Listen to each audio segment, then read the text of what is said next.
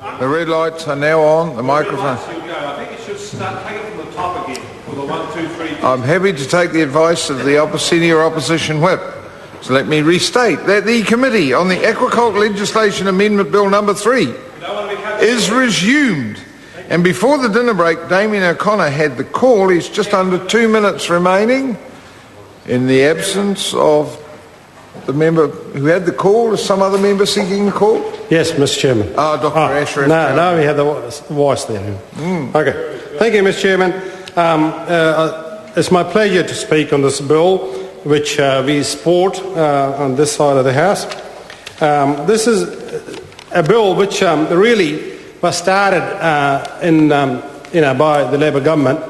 Of course, this whole issue of aquaculture really has, in a way, bothered me because while we have done very well in this country with animal farming, we have done very well with dairy, with sheep farming and all that, but so far we haven't really done as well in the aquaculture area. This is something that we've been saying, that this is a billion-dollar industry. We're hoping to achieve a billion-dollar export by 2025. But still, despite a lot of work going on in legislative term, it hasn't really achieved the status that I would have liked to see, years ago, in fact. But successive governments have tried to improve the aquaculture, and but there have been difficulties, not only just its legislation but also on the ground. We had this AMAs created, aquaculture management areas, but that hasn't really worked. And now this bill clearly is going to take away the aquaculture management areas, and I think that's a good move.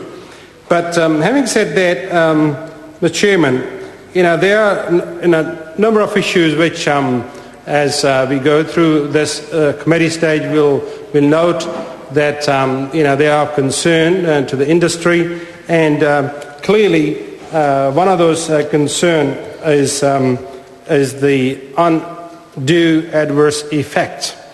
And that's something that our colleague Damien O'Connor has got SOP to ensure that that part of the bill is improved. And also, the industry has not been very happy with the process, if you like. And the industry sort of proposes to acquire collective action process for negotiating aquaculture agreements and provide flexibility. And I think that's one of the areas which really hasn't worked in the aquaculture area, as has done with meat and dairy cooperative. That industry hasn't really come around to work together in the aquaculture area. And I think that, I hope with this bill that the Minister has achieved some balance, and I commend him for achieving that. I think he's done well in trying to get a bit more flexibility in going forward. Of course, there are other issues in terms of which will come later in terms of the power of the Minister, which I think some of the industry players and some of the recreational fishers and some of the other people are saying that's a dictatorial power the Minister has got. But overall, I think this bill will allow, we're hoping, it will allow additional aquaculture farming, which I think this country definitely needs going forward, because we haven't done well as compared, for example, Australia. We went over to South Australia a while ago. The committee, Primary Production Committee, went there and had a look around what they do.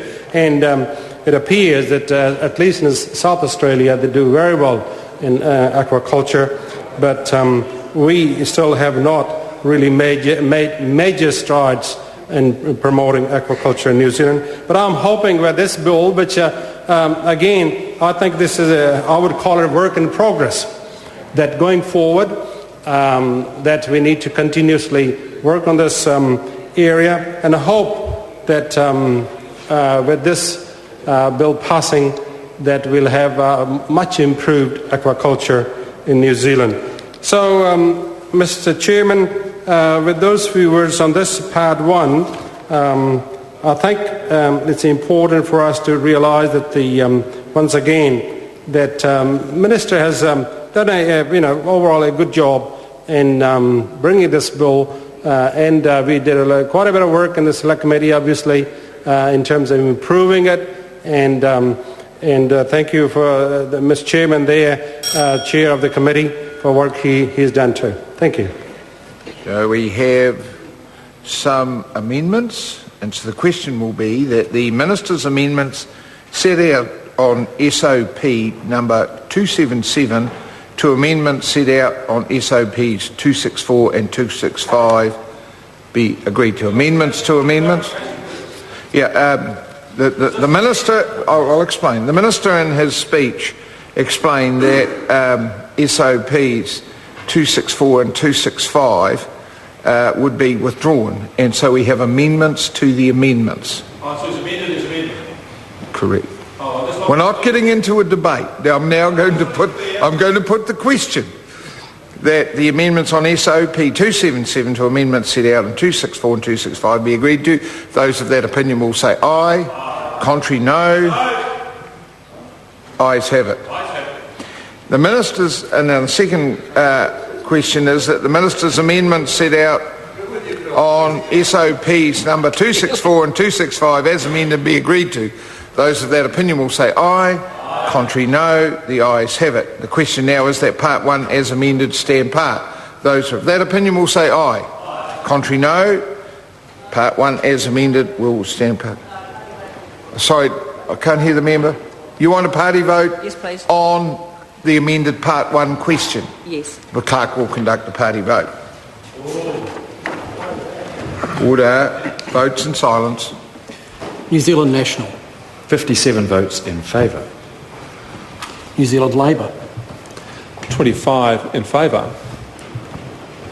Green Party. 7 votes opposed. ACT New Zealand. 2 votes in favour, 3 votes opposed. Māori Party. Tokotoru e tautuku ana. Progressive. 1 in favour. United Future. 1 vote in favour. Mana. Honourable Chris Carter. 1 vote opposed. Any other votes?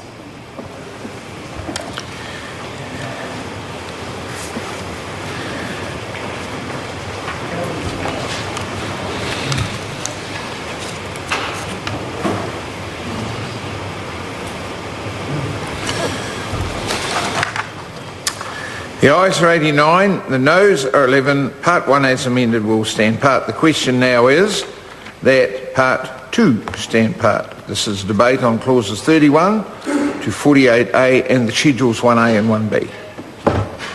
Mr. Chairman. Honourable Phil Heatley.